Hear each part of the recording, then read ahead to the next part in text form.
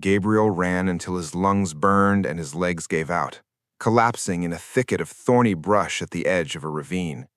The mountain installation behind him was now a plume of black smoke that curled into the gray dawn sky, its roar muffled by the distance.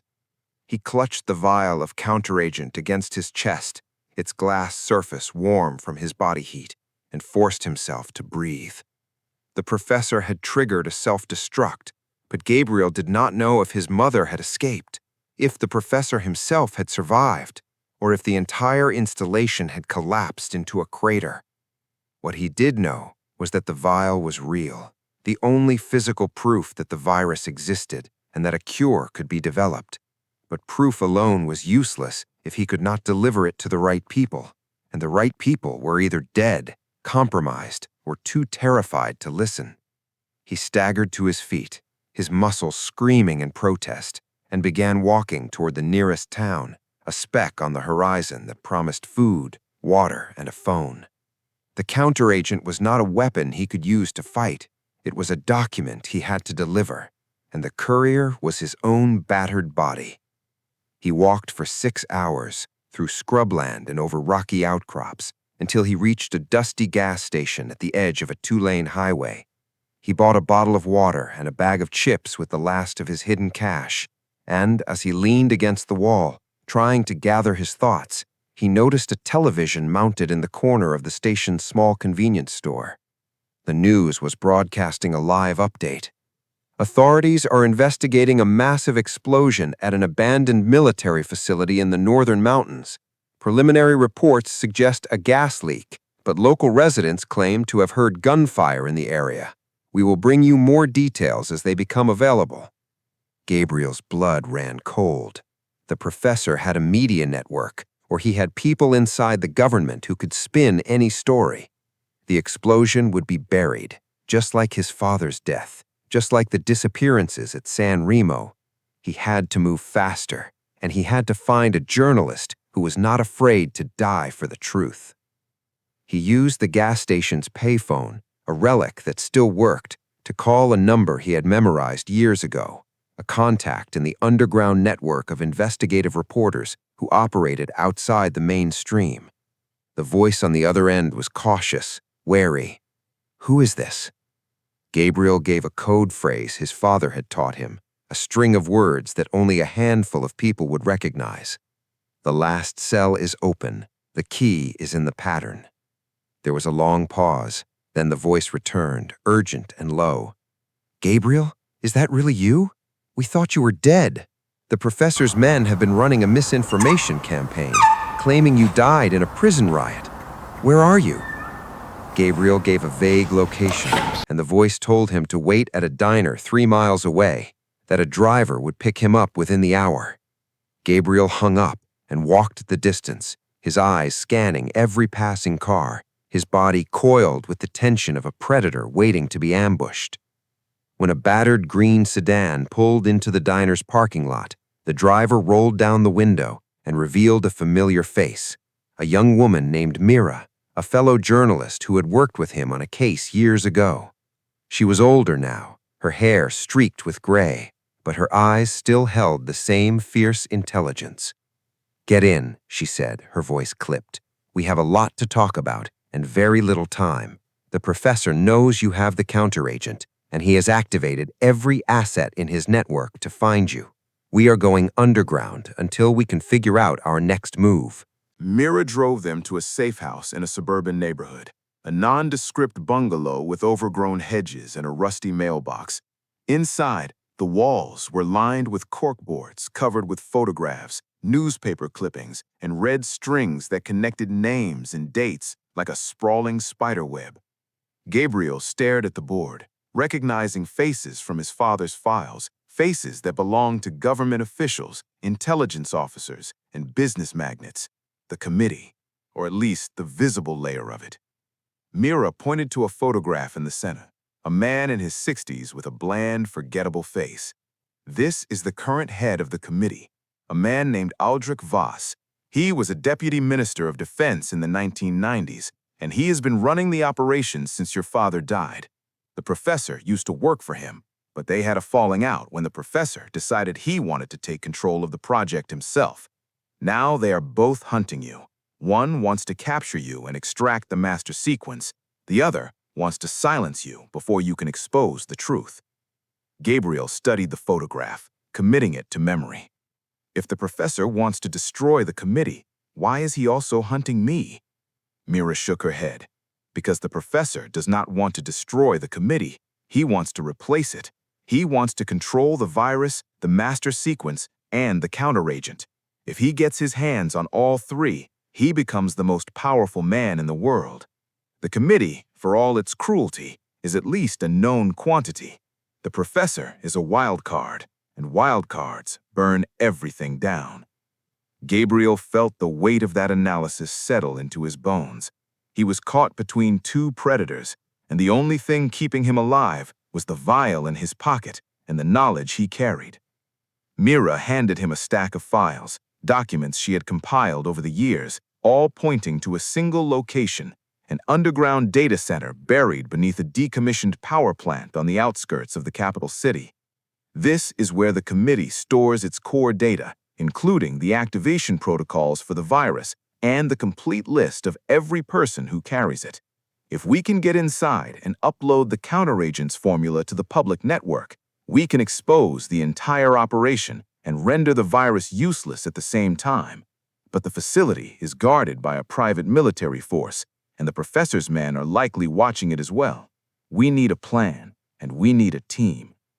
Gabriel looked at the files, at the schematics of the power plant, and felt a flicker of hope. He had spent his entire life chasing shadows, but now he had a target, a physical place he could infiltrate.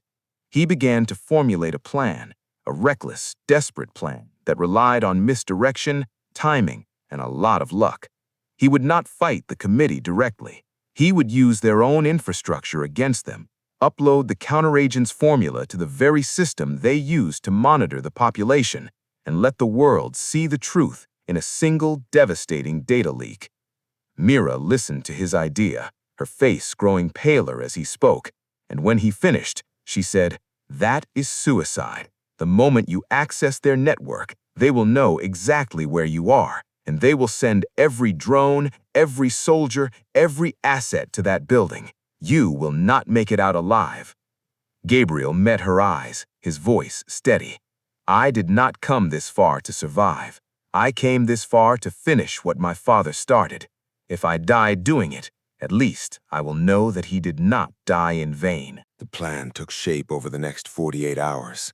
Mira used her contacts to secure a set of forged credentials, a uniform that matched the facility's private security, and a vehicle that could pass the outer checkpoints.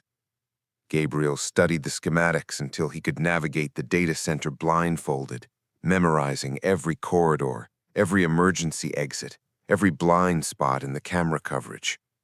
On the third night, he drove to the power plant, his heart pounding a steady rhythm against his ribs.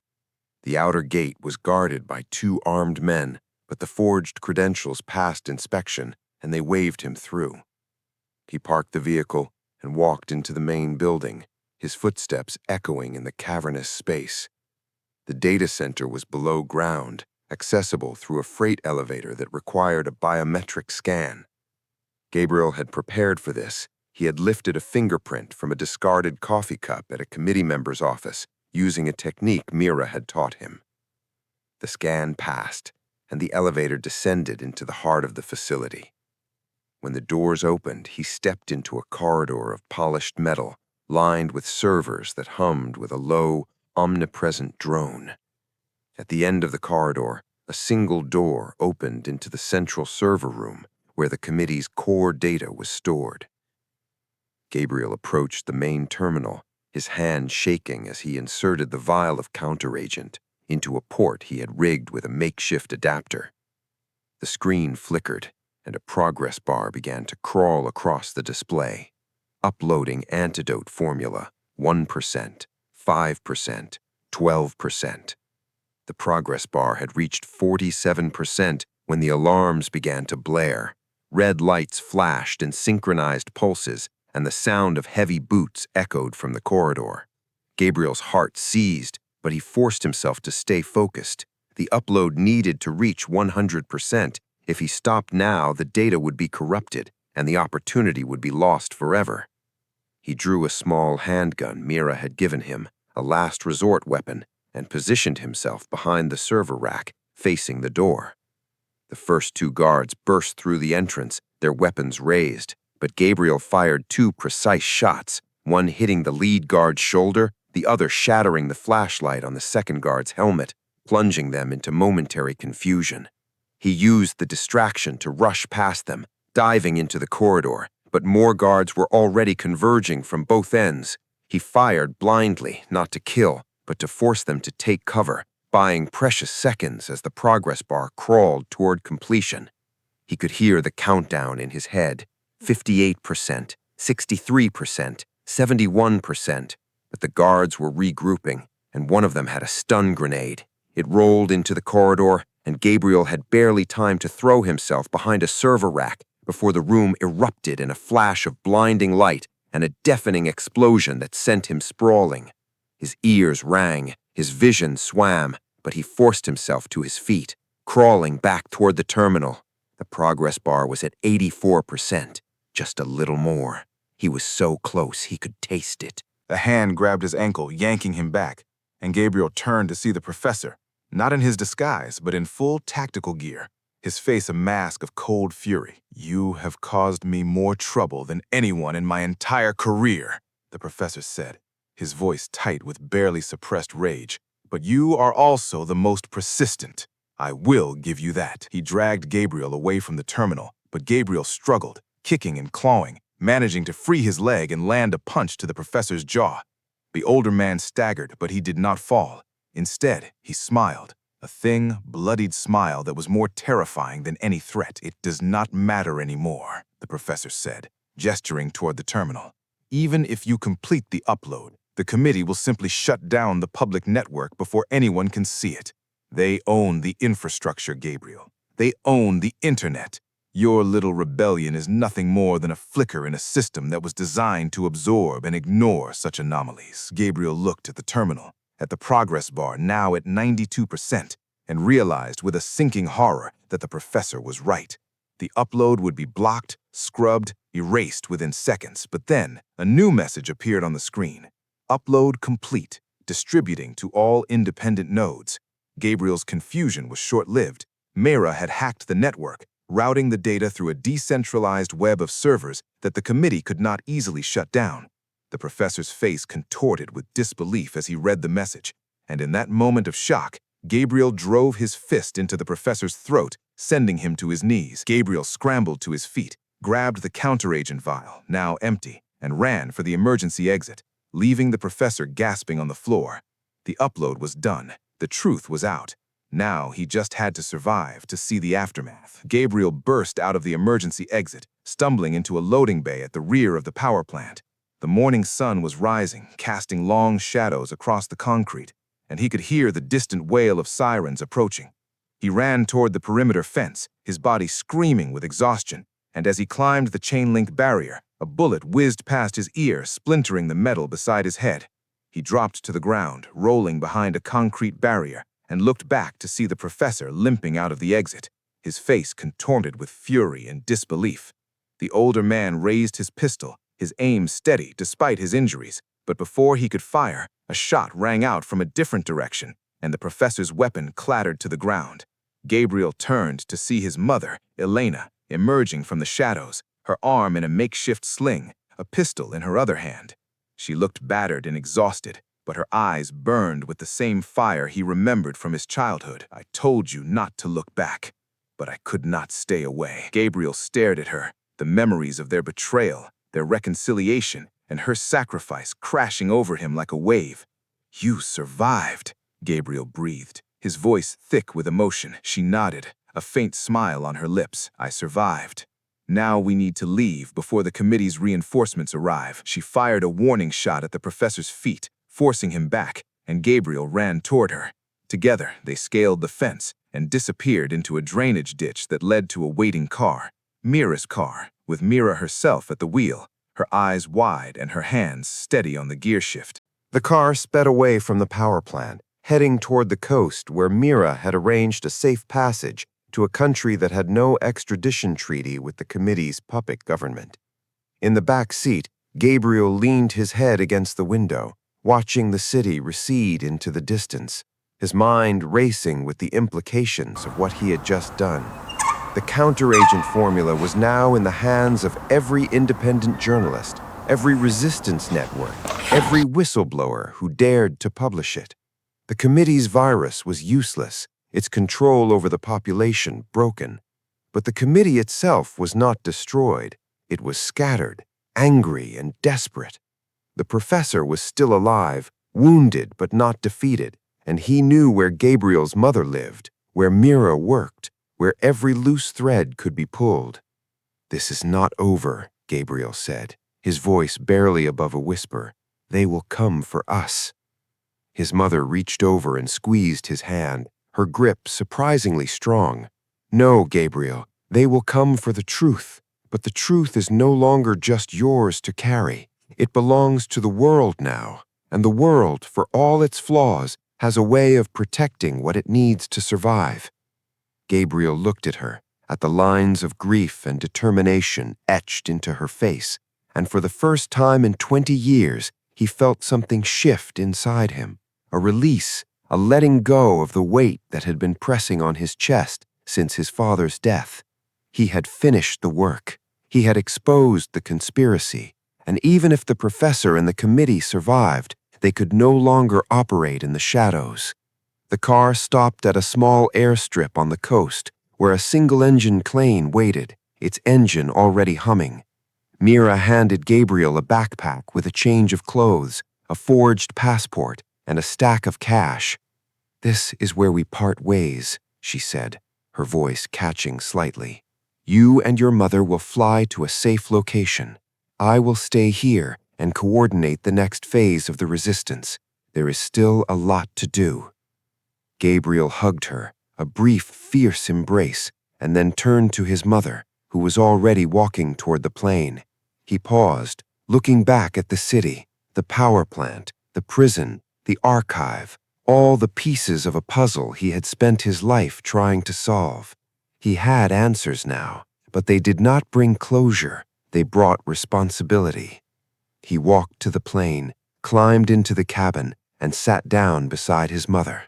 As the plane lifted off the runway, he watched the coastline shrink beneath them, the city lights flickering like dying embers. In his mind, he reviewed everything he had learned: the virus, the counteragent, the professor's ambition, the committee's fear, and his father's sacrifice. It was a legacy he never asked for, but he would carry it forward. The plane banked toward the open sea, and Gabriel closed his eyes, allowing himself a moment of rest. The war was not over, but he had won the first battle. He had exposed the darkness, and now the light would have to do its work. The last cell of his father's conspiracy had been opened, and the truth was finally free. For now, that was enough.